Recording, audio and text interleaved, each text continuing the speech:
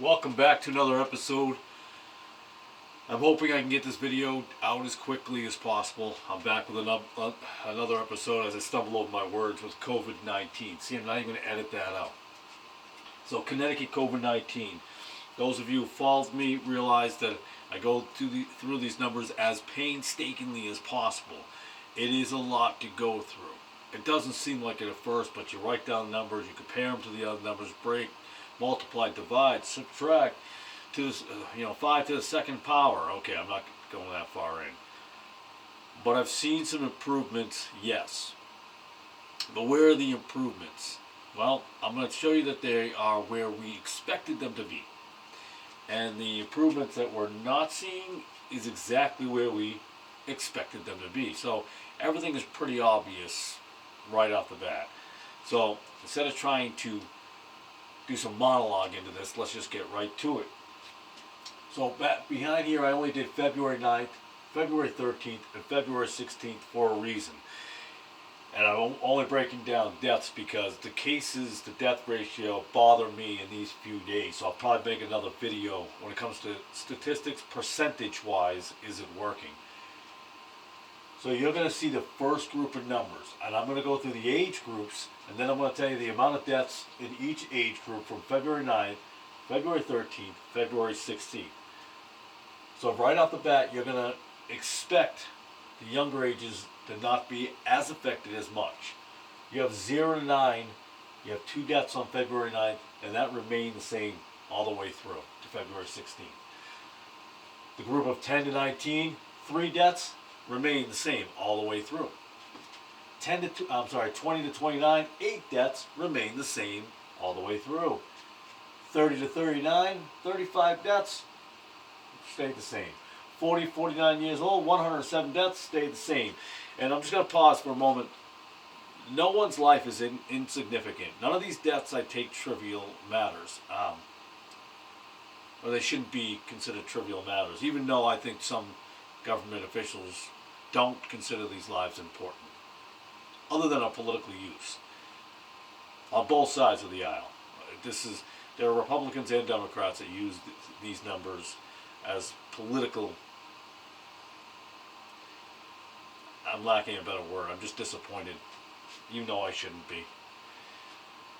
Now here's where we know that it was going to change, and it's always been this way. It's the same thing throughout the whole time of COVID-19. Nothing has changed whatsoever except the amount of deaths. A piece of paper fell. The amount of deaths have gone down. Cases have gone down. But when you look at the percentage, there's no success rate that you think there is there. From the ages of 50 to 59, you have 350 deaths on February 9th. Then the February 13th, you see it go up by 4. And then from the February 13th to February 16th, you see it go up by 6. So a total of 10. So in that time period, from February 9th to February 16th, you see it go up 10. That's a plus 10. Clearly, we don't want to see a plus no matter how you look at it. 60 to 69 years old, you see 917 deaths. On February 13th, it went up by 5 to 922. Then from 13th to the 16th, it went up to 933, up by 11. That's a total of 16. So now you have 16 new deaths. From 70 to 79, you have 1,628 deaths. February 13th, 1645, which means it's gone up again. 1645 to 1661, it's gone up 16. So now it's gone up plus 16. So here you have February 16th all the way down. So 80 and above, obviously the most vulnerable age, and as you go to each age group, they will be. 4,243 deaths. Then it goes up by 57 to 4,300. Then it goes up again to February 16th to 4,335. So that means from February 9th to February 16th, up 92 deaths. So it's gone up by 92 deaths. I should have wrote the total down. So what was that? 57, 87, 92 deaths here. Now you got from here to here. So 17 plus 16 is what? 33? Plus 33. Ages 60 to 69 is a plus 16 total in that time period. So plus 16. Not writing very well here, I apologize. There's a plus 10 here. So that means you have down here plus 10, plus 16. Let's add them up together actually. So 26, 59, 61, 151. So plus 151 deaths. On the surface, that means we've gone down. Absolutely wonderful. Up here, 0. Why is that? And they haven't all got their vaccine shots because they don't need them. I'm sorry, they don't need them. This has always been a ploy. You couldn't get people to take the flu vaccine shots. You couldn't. Most people don't want it. They knew it didn't work. I mentioned before of a nurse I once knew, not my wife, a long time ago, back 2 towns ago that I lived in. And at that time they had the option to take it up the nose, and she would immediately go to the bathroom and blow it out of her nose. She knew. And there's many more out there. They know. They know. They know it doesn't work to a higher rate. So how are we going to do this? Well, elderly are dying, so that's a helpful thing. Maybe kids will die. That would be another helpful thing for the government. The moment you start believing in them, we've gone the wrong direction. So what I want to do last second is the percentage. And that matters. People say, well, all these numbers are going down. 57 to 35, down. 17 to 16, down. 5 to 11, kind of went up there. And 4 to 6, that kind of went up there. Not sure why. Now, again, this is after vaccines. This is after some people have gotten the vaccine. So what happened? They rolled out here in Connecticut in December 14th, I believe. February 9th, February 16th. Let's do the math. January, February. 2 months. We should see some better results. This is going to bother me, not so much that death's going down. But I'm going to show in another video that the cases went down, but the deaths went up. That's not good. But again, it's pretty simple. When you have deaths and you have cases, when this happened, not good. The further away the cases go, so the higher the case amounts and your death total is right here, that's good. But your death is right here. Even if it only went up a little bit, you're like, okay, we've had less deaths. But the cases drop, that's a problem. Death to case ratio, not good. February 9th, 60 to 69 years old, 96.75% survival rate. February 13th, 96.76 survival rate, percentage-wise. Those who got COVID.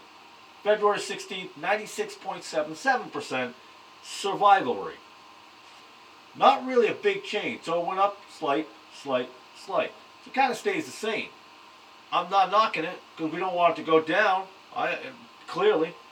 70 to 79, 89.42. Then it takes a dip down to 89.39. Now we have vaccines. It was going to solve the problem. Then we're up to 89.42. So we're the same place here. Now if you look at others, and I did not bring down the other paperwork with me. I was actually looking through some of it as I'm going to come close to the camera. And I did not bring the actual percentage down. I was going to for about a month ago to show you that it wasn't a big deal. If some people saw my other videos, you would see that I had like 89.3% rate, not 87.9, and it was going up. The trend has always been going up, even before the vaccines rolled out. 80 and up.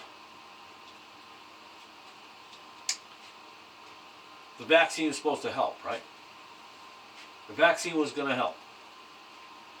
72.28 survival rate on February 9th. February 13th, 72.07.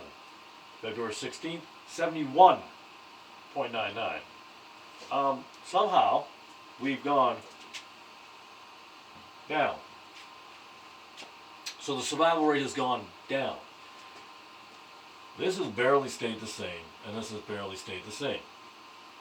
And again, I'd rather the same than go down. Or rather, yeah, survival rate go down. What does that tell you? And again, February 9th, you take this grouping together, 88.48% survival rate as a whole. 88.44% survival rate. 88.46. So this, February 16th, the survival rate is lower than it was on February 9th, 7 days ago.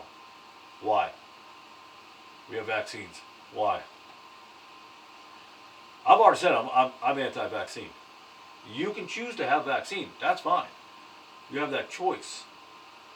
But if you're armed with all of the data, not just this here mind, data, right? Science matters. Data is science. Follow the numbers. The numbers are there to tell you what's going on. See, now the news doesn't always lie to you. The state of Connecticut isn't always lying to you. It's the things that they're omitting. There's certain numbers that they omit. And we knew that the numbers were going to go down, and they're going to go down a slight more, and that's going to change. And then, I think we're going to see a big relief. You're like, wow, we have made some leaps and bounds. Finally, it was all fuzzy, and it finally cleared. And then the second wave comes, because you didn't fall for the first wave. COVID-19 is real. Just like the flu is real. Just like the cold is real. All of these things are real. But are they affecting as much as we think? Now think about that. 270,000. I don't know what the exact number is. I don't want to misspeak. So I'm looking at my paperwork here. Hold on, folks. February 13th, February 16th. Let me look at this. 270,000. There you go. 270,822 cases.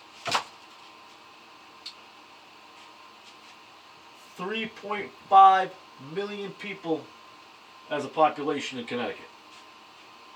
6.8. Not 100% sure. Now I don't know where I threw my stats here. I'm just throwing stuff all over the place. Got my glasses, but I don't know what my stats are. They're right behind me. Bear with me, I apologize. 6.3. I was going to say 6.8. Good thing I looked. I don't want to be that guy that misleads people. 6.3. 6.3 million tests. 3.5 million population. 270,000 cases. 270,000 cases. 270,000 people tested positive on a population of 3.5 million and 6.3 million tests. So clearly someone's taken it more than once. I'm not saying you're a bad person for taking it more than once. All I'm saying, what's going on? So 3.5 million, 270,000. We've already discussed that less, and so 0.89.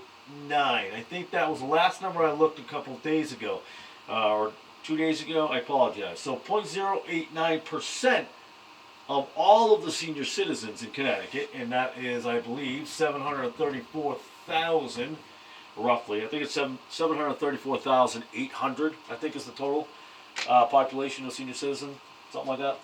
So less than 1% died of COVID. And about 5.7% of the population even got COVID. So that means 94% did not even contract COVID. Or maybe they just didn't go get a test. I don't know. But most senior citizens have, and they're the ones in line. So the numbers pan out and they don't pan out. The numbers pan out that less people are dying, yes, except for that spike we had. Less cases. But then I look at the survival rate to that. Has that changed?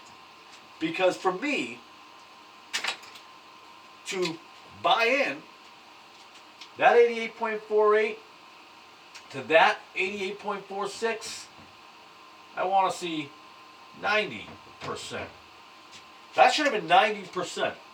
If you follow the data, if you follow the trend before the vaccine where it went up 3%, 3% each month, and from January 13th to February 13th, it was a 0.52%. I dropped my marker. It might be unprofessional if I go out of camera, but this is live, so well, not live, but you know what I mean. I'm not going to edit it.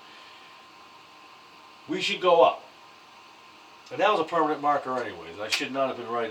Look at that. Now I'm going to have to buy the right spray, so I don't even want that. So 90%.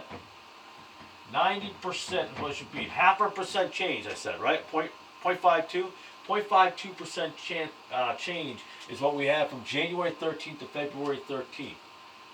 So if that was a 3% change, we'd already be at, even if you put a 0.5%, we'd already be at 90. If it was following the same trends as it was right before the vaccine, we would already be at 90%. Now with the vaccines, I say 4% change. That one should be a 4% change each month. We should now be at 91 pretty soon. By Monday, we should have a 91% survival rate. I don't know that we will, because somehow the vaccine rollout has slowed down the increase by percentage-wise. Remember, 3%, 3%, 3% the 3 months preceding the vaccine, and 0.52. From December to January, it was 52. Actually, it was. I apologize. It was under 3, roughly under 3, and then from January 13th to February 13th, 0.52. So, a month after the vaccine, you go one more month in, 0.5%.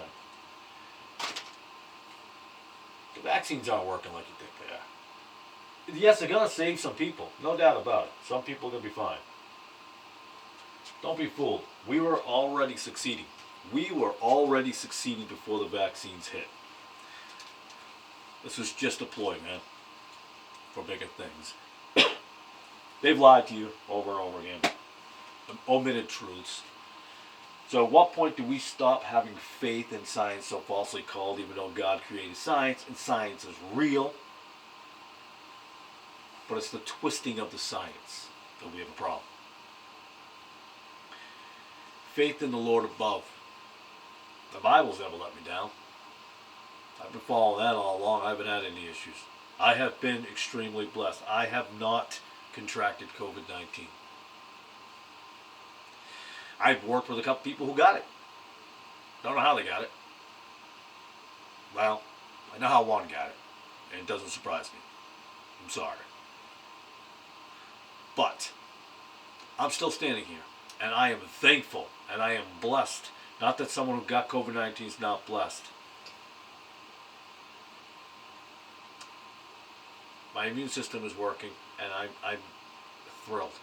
Because I know that I can get COVID-19 at any time. I'm not saying that I'm invincible, like I couldn't get it.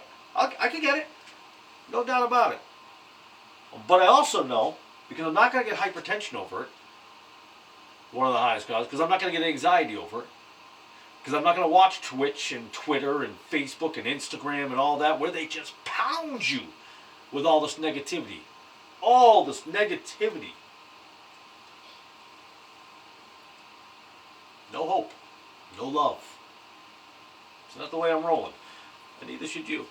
I appreciate you tuning into this. These numbers are real. They're not my numbers. They're not from the Fox News or CNN. They are from the Connecticut Department of Health. It's from your state. It's just that they don't break it down to show you what's really going on. And if I'm helpful in any way, thanks. I'm blessed to be able to be helpful in any way. So, I'm going to end this video. It wasn't the greatest video I've ever made. I wasn't eloquent. I just been in a rush to get this video out there while I had time, before it was too late to get some of these out. So, thank you. Thank you for putting up with me and watching my video, and I hope these numbers were helpful. God bless. I love you, and have an awesome day.